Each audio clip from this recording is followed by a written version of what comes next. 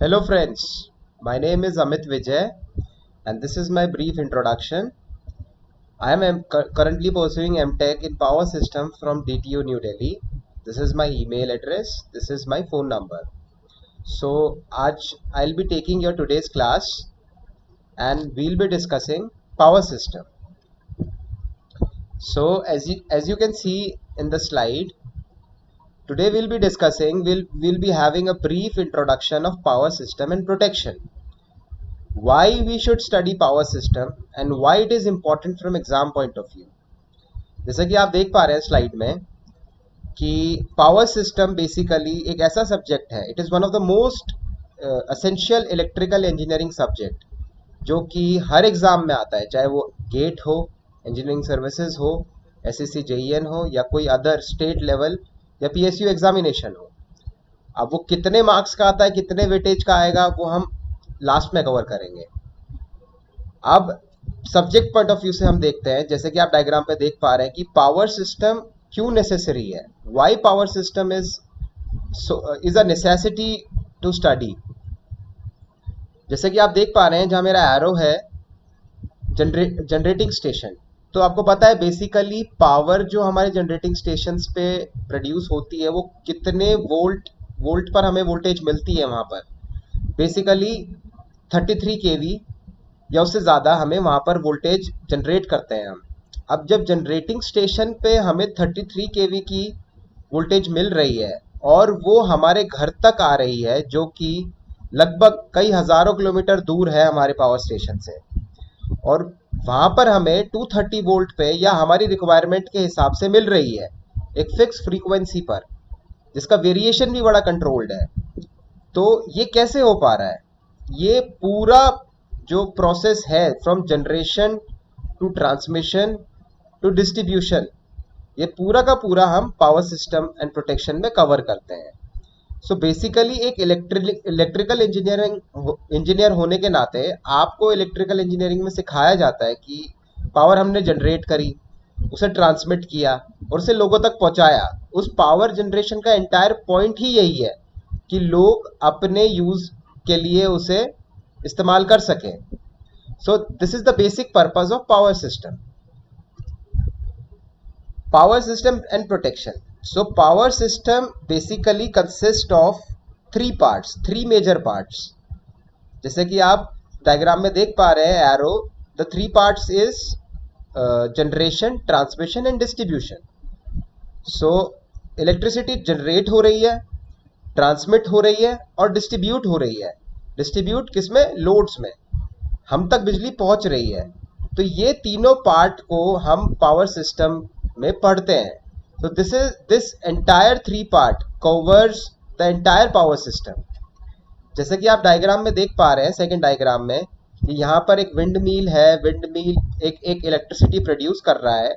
वो electricity produce होने के बाद यहाँ पर सपोज 33 केवी पे वोल्टेज जनरेट हुई.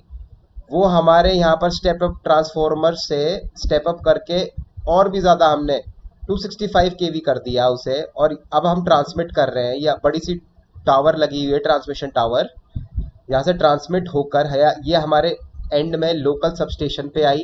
लोकल सब स्टेशन से ये हमारे घरों में आई 230 वोल्ट पर. सो this is how a complete power system works. ये आपको एक ब्रीफ आइडिया दे देगा इंट्रोडक्शन में कि कैसे एक पावर सिस्टम काम करता है.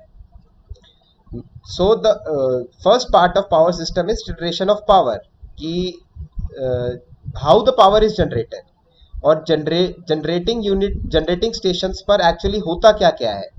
सो ये हम जनरेशन ऑफ पावर में पढ़ते हैं.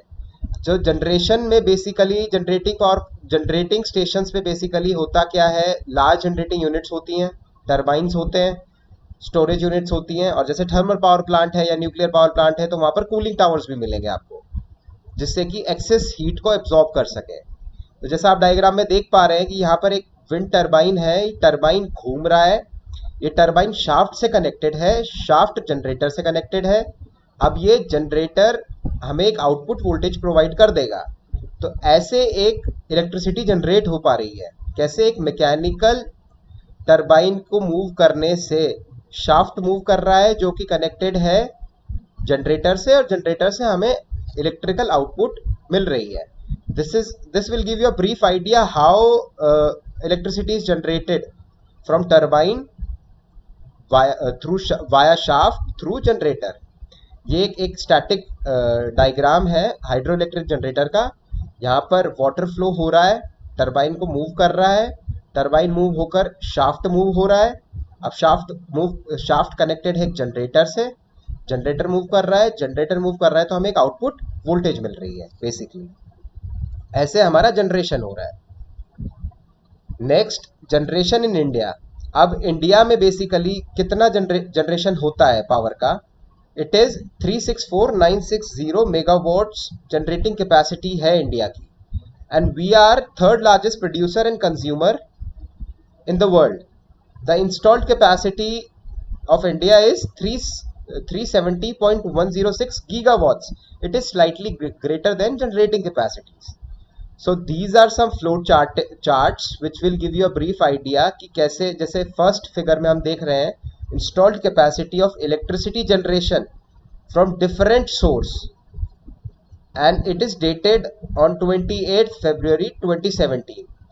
कि अलग अलग सोर्स से इलेक्ट्रिसिटी जनरेट हो रही है. अब जैसे अलग अलग पावर प्लांट्स हैं, थर्मल भी है, न्यूक्लियर भी है, रिन्यूएबल एनर्जी सोर्सेज भी है, बहुत सारे हैं. तो उसकी कितनी कितनी इंस्टॉल्ड कैपेसिटी और कितने परसेंटेज है वो टोटल इंस्टॉल्ड कैपेसिटी का, वो आप इसमें देख सकते हैं. जैसे कोल का बेसिकली इंस्टॉल्ड कैपेसिटी 189,047.88 मेगावाट्स और ये कितना परसेंट है? ये 59.93% है टोटल कैपेसिटी का.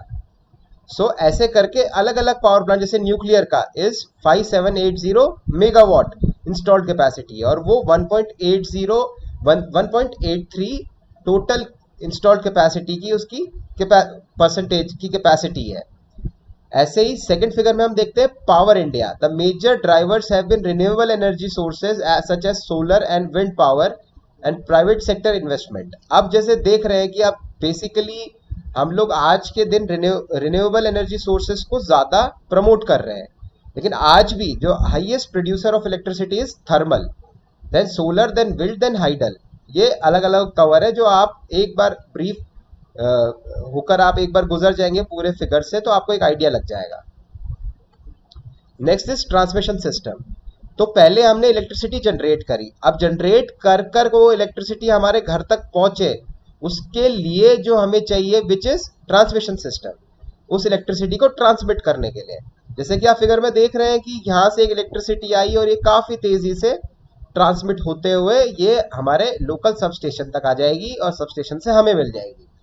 तो अब ये सेकेंड पार्ट हुआ पावर सिस्टम का. First part is generation, second is transmission. So in transmission, we basically covers the type of conductors. There are various type of conductors like bundled, ACSR, etc. There are different kind of conductors. Second, we covers the active and reactive power flow. Ki how the active and reactive power flow is maintained. Like various type of compensators are used to control the reactive power flow.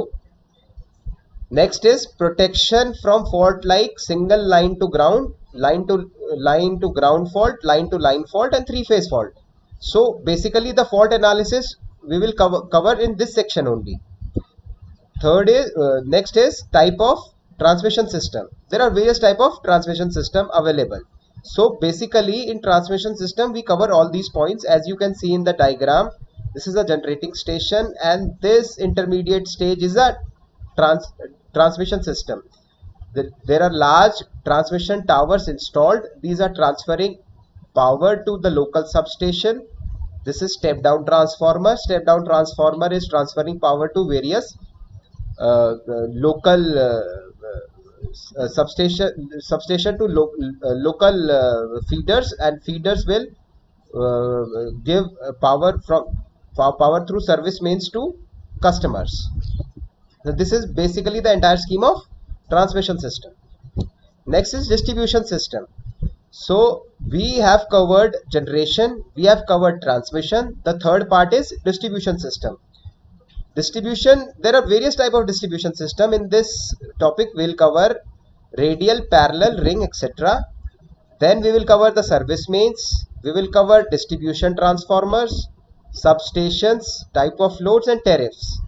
अब इस सब में distribution में हमने ये topic cover किया, जैसे कि आप डायग्राम में देख पा रहे हैं कि एक ट्रांसमिशन सिस्टम से जैसे ही सबस्टेशन पे आई, सबस्टेशन से लोकल फीडर्स के थ्रू इलेक्ट्रिसिटी हमें आगे मिल रही है। जैसे कि देख रहे हैं आप, ये स्ट्रीट लाइट जल रही है, ग्लो कर रही है, स्ट्रीट लाइट से फिर इलेक्ट्रिसिटी घरों में जा रही है, घरों में इलेक्ट्रिसिटी मिल रही है। So this is basically the distribution system and there are various type of distribution system, वो हम अगली स्लाइड्स में कवर करेंगे। जैसे radial distribution system, radial distribution system is basically a single source system. जैसे कि एक सोर्स है, उस एक सोर्स से हमें एक सर्विस मेन्स आ रही है, एक सर्विस मेन से हमने सारे कस्टमर्स को electricity they the. That is basically a radial type of distribution system. अब इसकी एडवांटेजेस भी हैं, इसकी डिसएडवांटेजेस भी हैं। अब इसके एडवांटेजेस क्या है? It is easy to install, बहुत आसानी से हम इसे इंस्टॉल कर सकते हैं, इसकी कॉस्ट बहुत कम रहती है। बट इसकी सबसे बड़ी मेजर डिसएडवांटेज क्या है कि सिस्टम कोलैप्स हो जाएगा फॉल्ट के टाइम पे, कि कहीं पर भी किसी एरिया में फॉल्ट आया तो हमें पूरे सिस्टम को डिस्कनेक्ट करना पड़ेगा और पूरे एरिया की लाइट चली जाएगी। ऐसा नहीं हुआ कि एक घर में फॉल्ट आया तो सिर्फ उस घर की लाइट चली गई। तो ये इस सिस्टम का एक डिसएडवांटेज हुआ। अब इसके लिए हमें एक इम्प्रूव्ड वर्जन है रिंग डिस्ट्रीब्यूशन सिस्टम।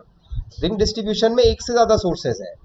अब वो दो सोर्सेज जनरेटर 1 जनरेटर 2 अलग अलग लोड्स को सप्लाई कर रहे हैं। आई होप आपको डायग्राम क्लियरली नजर आ रहा है। तो ये जब सप्लाई कर रहे हैं अलग अलग लोड्स को, अगर किसी लोड में बाई चांस थोड़ा फॉल्ट भी आ जाता है तो ये हम उस लोड को इजीली डिस्कनेक्ट कर सकते हैं और वहां से पूरे एरिया की सप्लाई बंद नहीं करनी पड़ेगी। उस फॉल्टी एरिया को बस हम डायरेक्ट निकाल लेंगे और बाकी पूरे एरिया में पावर सप्लाई मेंटेन रहेगी। So basically it contains more than one source. इसकी एडवांटेज है पावर रिलायबिलिटी और power faulty unit can be easily replaced. So this is type of ring distribution system. Next is protection of power system.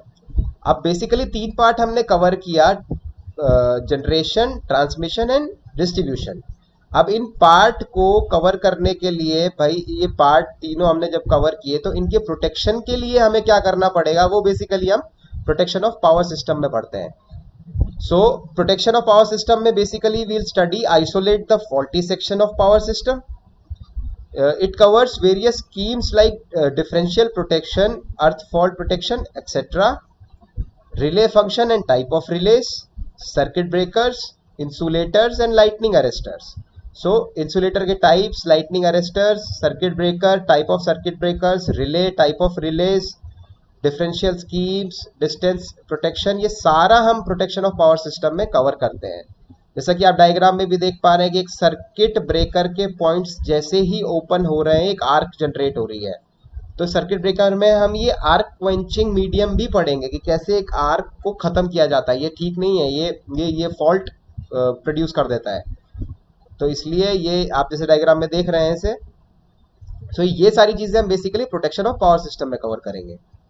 So this will give you the basic scheme, basic idea of protection। यहाँ पे basically power system station पे protection devices use हुए हैं, जैसे circuit breaker, release, isolators, insulators.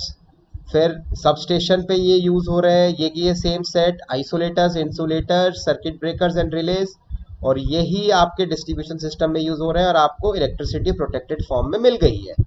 तो this is the basic scheme of protection of power system. You can go through the diagram. So this subject is one of the most important subject from exam point of view. As you can see in the figure, a child is getting a F grade which is equivalent to fail grade. So अगर आप नहीं चाहते आपको F grade मिले किसी भी exam में, whether it is GATE, engineering services, आपका चाहे कॉलेज का एग्जाम हो, तो आपको पावर सिस्टम बड़े अच्छे से पढ़ना पड़ेगा। अब बेसिकली गेट में पावर सिस्टम का वेटेज है 10 to 15 marks. 10 to 15 is a significant marks from GATE exam point of view. Engineering services में है 50 to 60 marks which is also very significant, और एसएससी जेईएन में 15 to 20 questions which is very good. अगर आप ये 15 to 20 questions करके आ जाते हैं तो आपका सिलेक्शन काफी हद तक हो ही जाएगा। मतलब प्रोबेबिलिटी इंक्रीज हो जाती है। तो ये subject it is one of the most important subject. So at last I would like to thank you and would like to request you to be our student. So this is your educator Amit Vijay. This is my email ID and phone number. So thank you guys for watching the class. I hope you like it. Thank you very much.